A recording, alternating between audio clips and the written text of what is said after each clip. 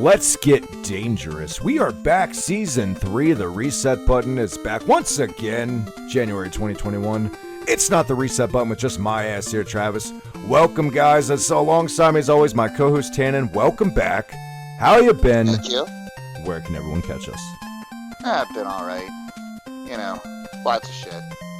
But everybody can catch us. They can catch you, of course, at the Hibiki TMD.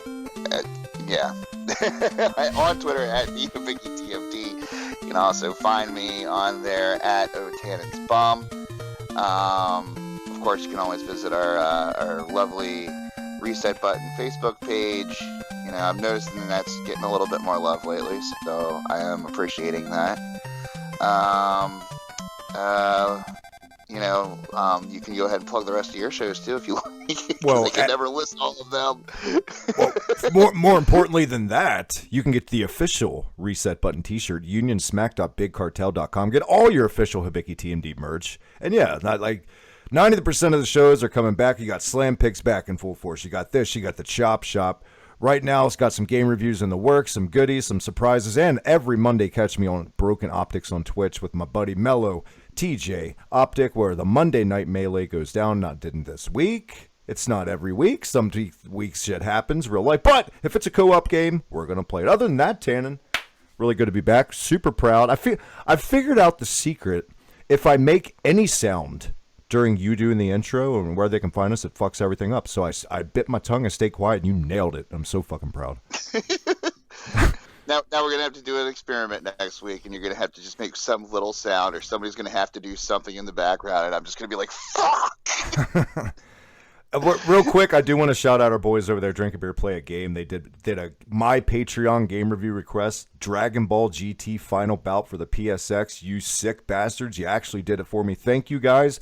Get over there, show them love. A beer and a game on YouTube. Class act, Tannen. The best. Nice, yeah. Hell yeah.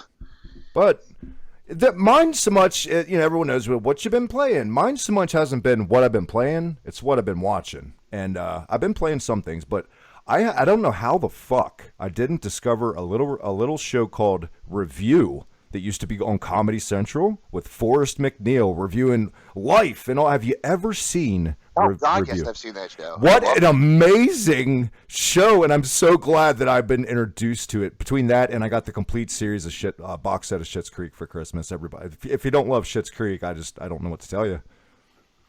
Yeah, the Review, though, man. I mean, because isn't there one, too? He goes through, like, crack addiction. Yes. And he reviews divorce. And spoiler alert, kills a human being. Racist. Oh, yeah, pillow fight in a prison where the prisoners put in weights to knock out the guard. Enough spoilers. Go watch the Review whenever you can. It's great. And there's a lot of old cast members from, like, Reno 911, I noticed on there peeking in. Shampoo, the stripper, was on Reno 911. One of the... I think she was the lesbian police officer. I can't remember her character name on top of my head. Game-wise, though, besides Darkwing Duck, obviously, you guys watched on the channel, been preparing for our Game of the Week for next week, which is a pile of shit. Won't spoil that yet. More Star Wars pinball, a little bit of Minecraft, checking out the free Tomb Raider game this month on PSN. And, of course, we've yet to play it together yet, but, we're busy in real life. Fire Pro Wrestling is always there on the back burner. Tannen, what you been playing? What you been watching? I haven't had access to my PS4 really this week, unfortunately. So I've I took the lame route. I've been playing a shit ton. I went ahead and revisited the good old land of Animal Crossing again, because I have access to my Switch. Of course, I have access to my Switch. I mean, who owns a Switch and they're like, "Oh, don't have access to it." But yeah, Yeah, so I mean, I've been taking that and hauling that around with me, and so yeah, I mean, I went ahead and dove back into the lovely world that is Animal Crossing. I noticed you giggle, but you're playing Minecraft, so what the fuck? No, I don't giggle that you're playing Animal Crossing. I'm playing because last episode it was the same fucking thing, and that's just Yeah, and it just exactly. goes to show the addiction of that game with people. And look, I get it. I get game addictions. I just never got in.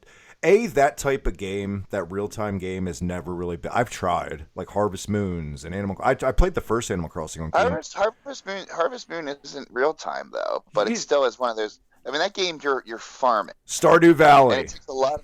It takes a lot of patience, and you're just Stardew Valley is a rip off of Harvest Moon. Yeah. But like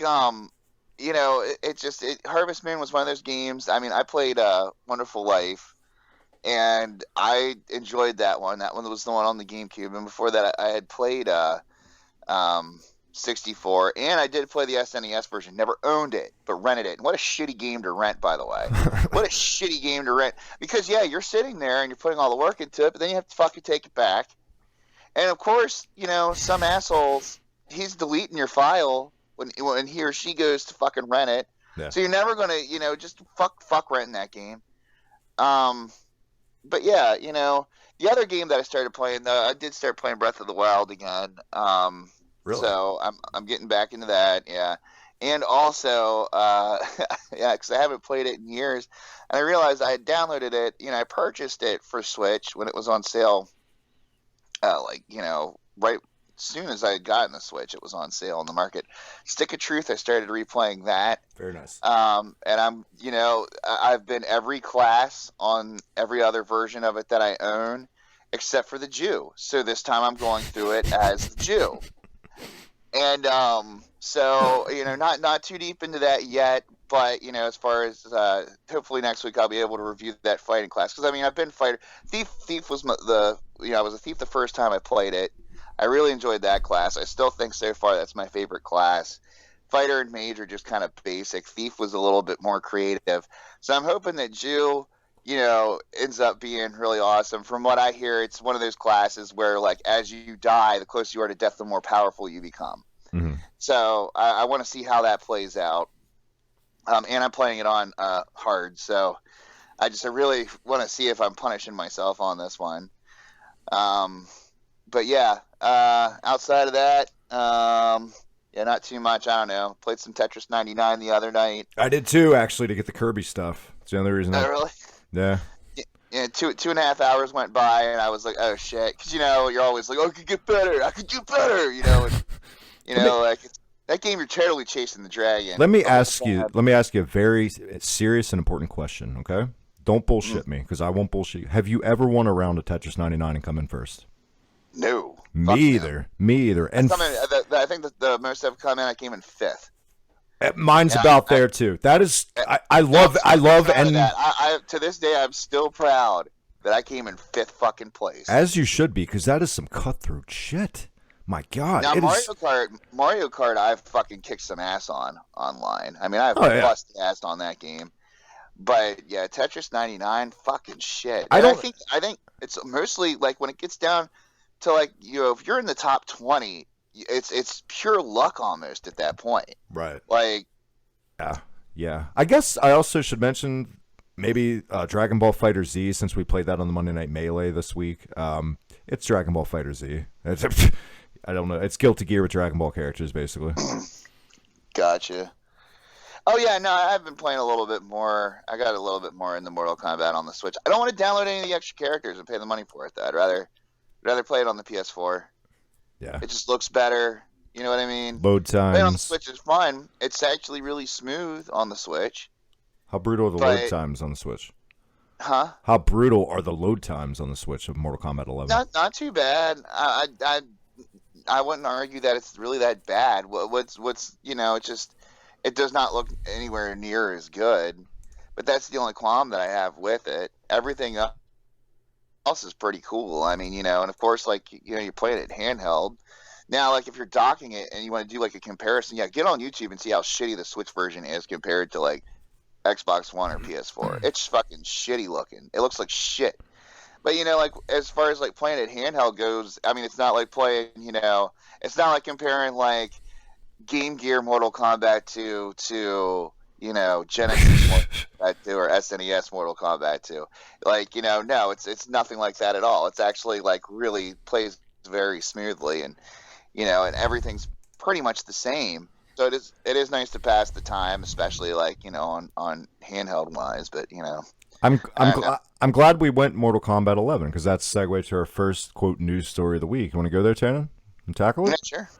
All right. From Modder Emissar, I think I'm pronouncing that wrong probably. He released a custom mod with different camera modes, which it's a quote first person and a third person view. Actually, you're looking at a clip of it right now. It's different. I give him credit for thinking outside the box, especially in like a fighting game, but this isn't Punch Out. I don't want to play Mortal Kombat like this. It's just when they did it in basketball games, it was terrible. We're talking off air. They rumored to do it in like Madden. Thank God they didn't. It's just, for one, it worked.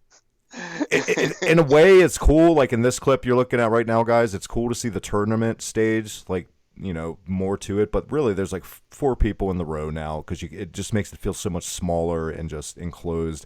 I don't like it. If I'm going to play Mortal Kombat, I'm going to play Mortal Kombat the way I have since I was fucking 9 years old, Yeah. Yeah, but like you said, it was made by a modder, which that's cool. They did put the work into it. And right. Usually when people like that do that, it's kind of looking more like a prototype of what could be. I'm sure there's a fighting game that they could make that is first person that'll turn out great, especially in VR or something. But at the same time, like there'd be so many bugs to work out to actually make it work, fluidly. Right. And can you imagine too, like playing it on like the PSVR or something? You're actually like throwing punches. Got to be fucking hilarious, actually. I'm sure there'd be plenty of videos out there of like 2 buddies sitting around. The one guy's all hooked up to the VR and he just socks his friend like in the face. Or I feel like if you did that in VR, you would have to probably say out loud. How could you not say "get over here"? Yeah. You got to do that shit. My thing is too, if your enemy goes low, like that's gonna fuck you up because from this point of view, you're looking at the third person right here. It's like they disappear. It's fucking weird. How do you charge? Like charging towards somebody. It sounds also like it would make you really sick. There's levels too. You can jump, swing from a vine and shit. Can you imagine that? Could be. Now, for what it's worth, in VR, falling down into the pit too would be pretty cool. Just see yourself about to be impaled, but it's not worth it. I don't know. Just worth it enough to have your vertigo kick in, I guess. Yeah. Or what? Oh man, I'm an acid. I can look at my hands melt. How would fatalities work in VR? You think there would just be like a button interface? You like with your VR hand, you just hit a button because there's no way you could go like back, forward, down, back, circle, could you? Yeah, it would be funny if you're just crouching and you're throwing punches. It'd be great is the Johnny Cage ball tag where you do a split. Like you actually to pull that off, you actually have to be able to do a split. They should. God. Yeah, man. Bottom line, if I'm going to play a fighter, like a Mortal Kombat, a Street Fighter, any of that shit, I'm going to play it the way I've known. I've been ingrained to know. I don't like change that much. Never really have. Well, there is certain fatalities there where, like, somebody's eyeball, one of their eyeballs is hanging out of the socket. That'd be cool to pull off in VR. Like, it's the point of view of one of the eyeballs, like, swing around and, the other eye's intact. What about the one where, like, Cassie Cage in Mortal Kombat 11, she shoots a hole through your chest, and then she does, like, a little heart symbol? Like the only way for you to pull it off is actually do the motion with your hand through their torso. Christ. Now the friendships too. That's a whole other fucking spin because I was so happy when MK11 added the free friendship patch. They're all amazing. They're hilarious. I'm left speechless for the majority of them. I think what's the one? Is it Kung Lao plays with choo choo trains and he's like in the middle of a train track? Or is that Raiden or somebody? I don't know. They're fantastic. I will say. I've enjoyed my time with 11 more than X, and I loved fucking X. And at first, when I first played 11, I still liked X better. But the more time I've spent with 11, the more they've updated it. Really like it. Really like it. Yeah, I also like the characters that they've added, though. Rambo. Rambo, dude. Yeah, well, RoboCop. Well, the Image fanboy in me was just elated to see Spawn in there, even though we've seen him in like Soul Calibur and stuff. But now Spawn can fucking murder you, legit. Yeah, that is true. It was a little disappointing in Soul Calibur when Spawn couldn't do that. No. And it's cool that Joker can murder you now too. Unfortunately, in Soul Calibur, there's no pedophiles that kill with popsicle sticks like in the comics with Spawn. But yeah, Joker's fatality, or excuse me, Joker's friendship is hilarious. Have you ever seen it? He's about to shoot you in the face with a gun, then off camera you see a battering come in and knock it out of his hand. Then can you just say this in Joker voice real quick? Oh, come on, Bats. Where's your sense of humor? Oh, come on, Bats. Where's your sense of humor? And then that's the friendship. That's it. It's good stuff. Why? No, I would suggest if you can get it, pick it up. Mortal Kombat 11. It's a good time. Tannen, would you agree? Mm-hmm. Yeah, definitely. And I mean, the game's huge. Even if you don't get Aftermath, play through every. There's plenty to go through before you have to go through Aftermath. Yeah. So. Let's get to our other news clip that I got for the show this week. Data miner alert. A well-known data miner, Skyers M, has apparently leaked latest firmware updates, a mention of an upgraded Switch coming later this year that will have extended battery life, an OLED screen, a little bit bigger screen. When you only be able to play in 4K when your Switch is docked still, though. But the ability to play in 4K, I would assume that. Yeah. But for if you enjoy playing in handheld mode, allegedly it also features substantially better battery life and cooling. I don't know, higher resolution in handheld mode too. I mean, I saw this shit coming. I don't know why this is a leak. Yeah, this is all stuff that we saw coming. Here's my question: will it take a SIM card? That is a very good question. It's looking like it's not on this article. Because that's what I've always wondered is the whole mobile platform of it. Because if Nintendo was smart, they would team up with phone companies. You know, hell, we got 5G now. You know, so go ahead and. Allegedly, it's going to use the same SoE chip that was implemented with the Switch Lite and the updated 2019 model of Switches.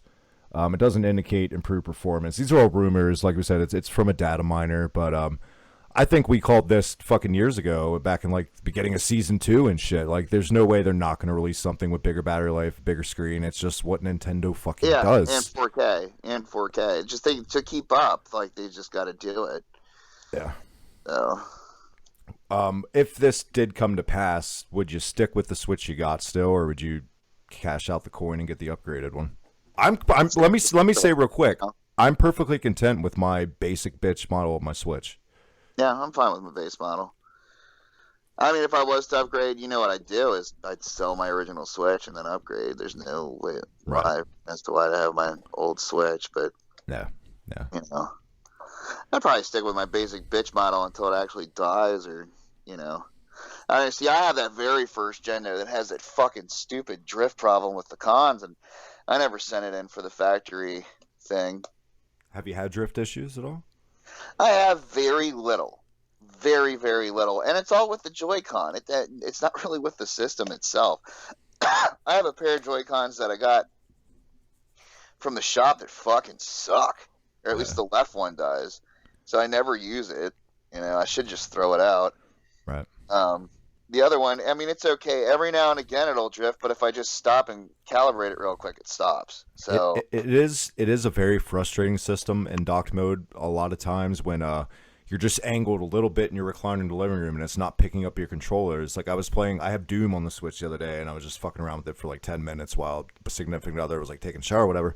And it starts like not drifting, but just not responding. And I'm like, what the fuck? It should not be that motion based for a system that expensive. These are little problems that are easy fixes. Well, do you have a Pro controller? No, I don't either. I don't. Oh. I mean, obviously that would fix the problem, but cheap. But see, that's another thing. I don't feel like I should shell out $70 or whatever it goes for a Pro controller for simple fucking issues like that. You know what I mean? I like the Pro controller personally though because it does feel better. I have both Doom and Wolfenstein Yeah. For the Switch, and I hate playing Wolfenstein handheld. Fucking can't stand it. Doom, I don't know, for some odd reason is okay, but Wolfenstein is just horrible to play handheld. I fucking just cannot do it. So I started playing it docked, and then as I'm playing it docked, I'm like, I might as well just get this for the PS4. Like, again, it looks better.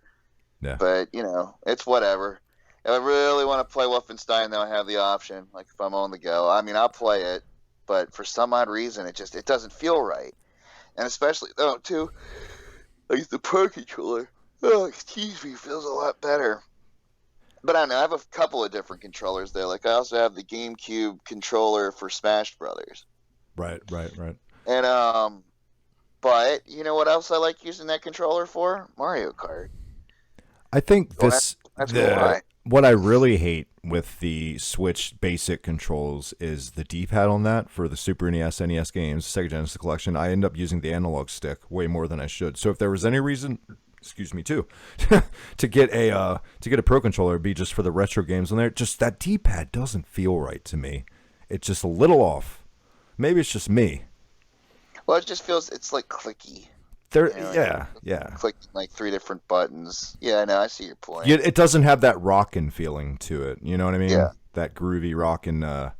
Yeah, but I mean, I got so many retro games on so many other consoles. It's not a deal breaker for me, but I prefer to play it with a Pro Controller. If I'm going to shell out coin, it's going to be for that reason alone. I don't know what else we could possibly fit in, unless you had anything else before we go to break and tackle our game of the week. Unless something you want to talk about, or. Did we bring up Monster Hunter the movie? Oh, there! Thank you, Monster Hunter the movie. See here, Eric. I have never played a Monster Hunter game. I know you're probably shocked. Yeah, I'm surprised you just never tried one out. I've tried it out. Okay. For the Wii U or something. Let me reword that. Tried it out, never invested into it. Yeah, same here. Yeah. Same here. Shout out to my good friend Mello on the Monday Night Melee, huge Monster Hunter fan. But the Monster Hunter movie news, Tan, what is going on? I'm wondering why of all the games they decided to adapt Monster Hunter. Yeah. I haven't really looked into too far of it. I saw a trailer for it the other day though, and I was like, "What the fuck's going on here?" Okay, so I guess we're out of the loop on shitty movies because Monster Hunter actually came out here in America, December 18th of 2020. So it's been out for quite a while. I just read that, of course, it bombed in its theatrical run because nobody was going to the movie theater. I can't even think of very many movie theaters that were open, at least not in our area. But yeah, it bombed really bad. The Chinese government even pulled it because there is a line in it where a character says, "Look at my knees," and to the question then also replies, "What kind of knees are these?" And he says, "Chinese." And Chinese viewers interpreted it as a reference to the racist playground chant, Chinese, Japanese, dirty knees, and therefore as an insult to Chinese people. The film was removed from circulation, and Chinese authorities censored references to it online. The character who was playing the guy that says the line, who is Chinese, said he was the line was to proudly proclaim that he was a Chinese soldier, not just his knees, but his arms, his head, and his heart. Anderson stated that it was never our intention to send a message of discrimination or disrespect to anyone. To the contrary, at its heart, our movie is about unity. Well, it might be about unity, but sure as shit is not about its source material. From what I'm reading about, one critic actually boasted. Let's see here. There will be critics who can tell you who these characters are, or what's up with the new world where monsters live, or why those of us in the old world should be worried about them. But that information is not presented in this visually interesting but narratively anemic motion picture. Well, so please accept my apologies in advance. This review will likely be about as coherent as the film itself.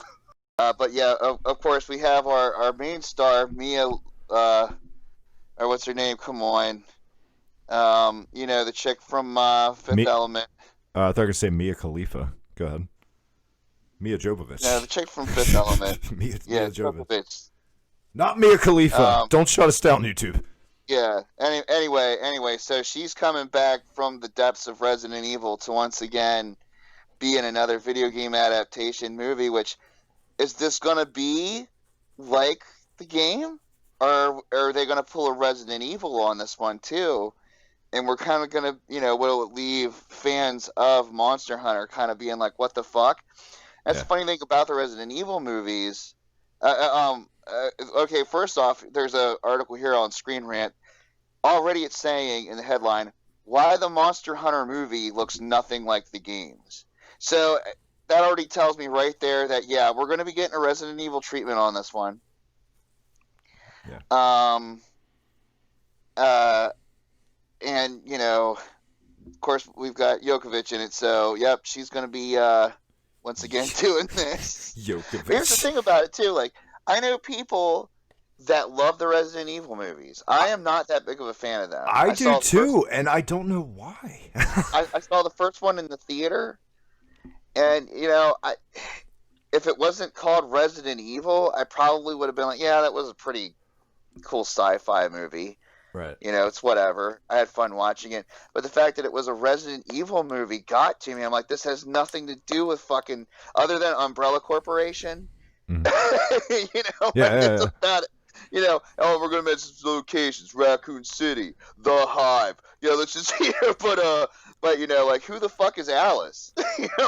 Said it about a month ago when Kite Man was on Hibiki High Spots. We were talking about comic book movies and how people kind of take those a little too seriously, especially the comic elite. And Kite Man is like the epitome of a comic book elitist snob, but he summed it up the best. Like, if you go into a comic book movie looking to watch an adaptation page by page, you're going to always be disappointed. You got at this stage in the game with comic book movies, you got to just go into it like it's an alternate fucking universe. Oh, exactly. I think the only two movies I've ever walked into expecting it and it didn't disappoint me, Sin City, Watchmen, and Sin City.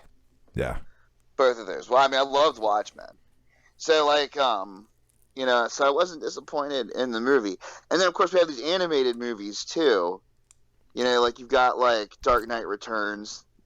That was pretty much page for page. The terrible Killing Joke movie, which was dog shit. There was definitely way too many liberties taken with that fucking movie. But Justice League Dark was fan-fucking-tastic. The Constantine animated movie was fan-fucking-tastic. I have not seen the Constantine movie yet. City of Angels? Yeah, go out of your way. Another one that I was going to point out, Gotham by Gaslight. No, saw that.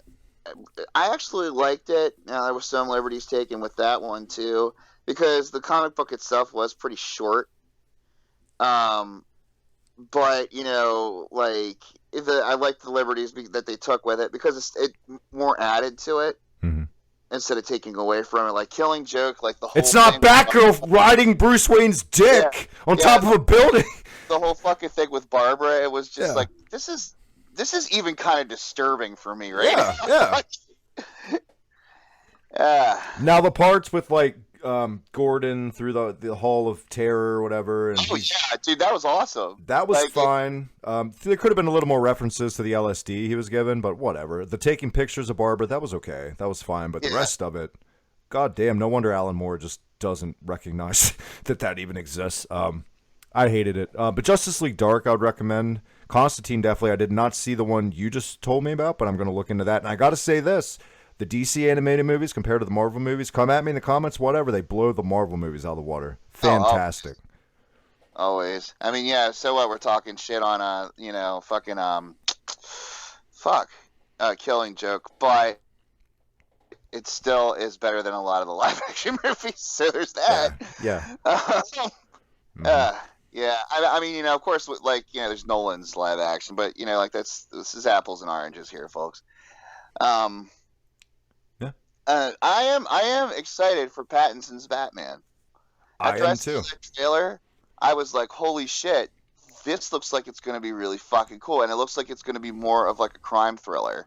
Right, with a noir feel to it. Yeah. And like a detective movie is what it actually looks like. It looks really fucking cool. It sucks that it got delayed, but whatever. Other Batman news, since we're going to go ahead and talk about I knew you were good because I can't believe we forgot this. You do the honors.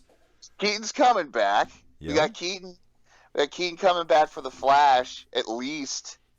But and then also Nice fucking model. Sorry. There's a fucking rumor though now that Burton wants to do a Batman Beyond movie. Now I'm kind of like, ugh. Yeah, I was never the biggest Beyond fan. Well, I like Beyond, but I don't think that's really Burton's style. Yeah. It worked for him with the whole 1940s looking shit. Yeah. Like we had the old timey looking cars, but it was kind of mixed with this technological shit. The Burton's Batman was in one thing of itself. You know what I mean? Mm-hmm.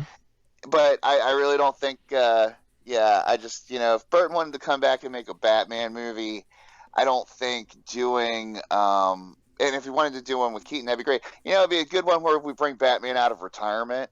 But I think a Batman Beyond movie, I just don't think he could get, because Batman Beyond's extremely futuristic. Right. And I just don't see Burton doing a good job with that. And I don't want to see Helena Bonham Carter in it. Yeah. You ever watch the terrible show Titans? Don't. First off. Second of all, Bruce Wayne is older in that, and the guy that they got to play him reminds me of Keith Morrison from Dateline, and it's terrible. Oh, that's the show. That's the show that it was live action. It was on DC Universe there for a while. Yeah, right? where Starfire was essentially a black prostitute. It was a terrible show. Yeah, I heard it was horrible. I heard Tim Drake's a dick the whole time. With that said, Tannen, is it time to get dangerous when we come back from break? Sure. When we come back, we're going to do just that. When there's trouble, call DW. Our game of the week, Darkwing Duck on NES. Right here, the reset button. Don't you dare go, right? We'll be right back.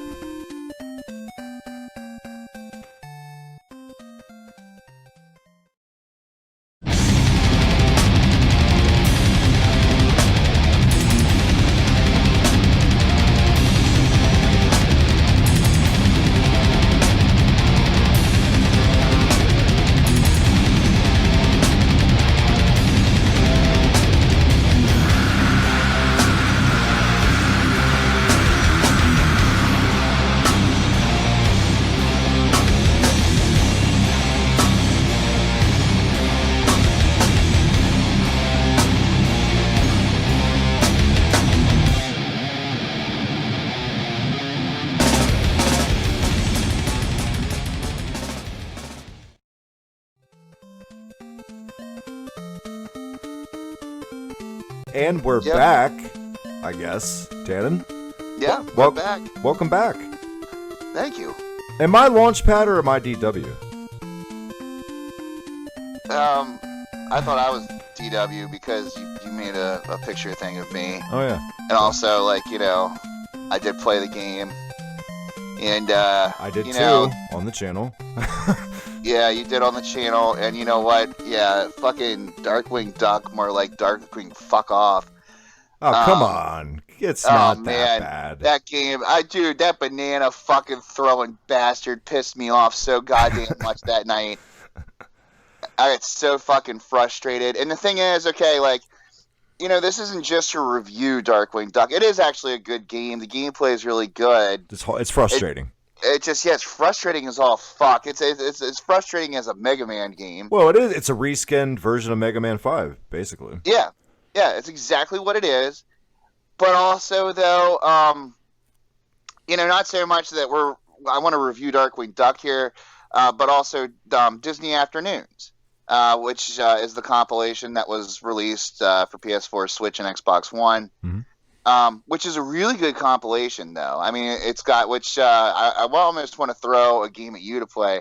I want you and Beth to play Chip and Dale's on NES, the first one, and play it 2-player. Because here's the bitch about that one. If the one player outruns the other player, that player who's falling behind fucking dies. Yeah. So if that screen catches up to the other player, it's frustrating as fuck. Oh. So anyway, though, but no, it's a great compilation, and Darkwing Duck is a really good game. Don't get me wrong. I'm not, but yeah, God, I was so frustrated with that boss. Now, I just fucking. A lot of people call it Baby Mega Man. I've called it Baby Mega Man. I think you could call it Baby Mega Man. I think Darkwing Duck's harder than Mega Man 6, personally. Mega Man 6 is probably. I think it's fucking harder. Definitely think it's harder. I never have gotten that. I've gotten frustrated with a Mega Man game, but not that quick. Not that fucking quick. Not within the first 10 goddamn minutes. I think the biggest bell and whistle they threw on Darkwing Duck to make you feel like you weren't just playing Mega Man 5 again is the ability to block with your fucking cape, which, to my experience, as you see it on the channel, the history of my life, I played this, I never really use it except for like maybe 2 parts of the game. It's actually useful because otherwise it's like a pissing contest. You're just, by the time that projectile hits you, he's already throwing another one. And just because you're blocking, I mean, again with that banana throwing son of a bitch, like if that character charges through you, you're not gonna block shit. Mm-hmm. Yeah, it's only good for projectiles. It's not good for when an enemy actually physically contacts you. Right. So and if, in my opinion, it just kind of slows you down. And so I'd rather dodge than block. Yeah, I would say.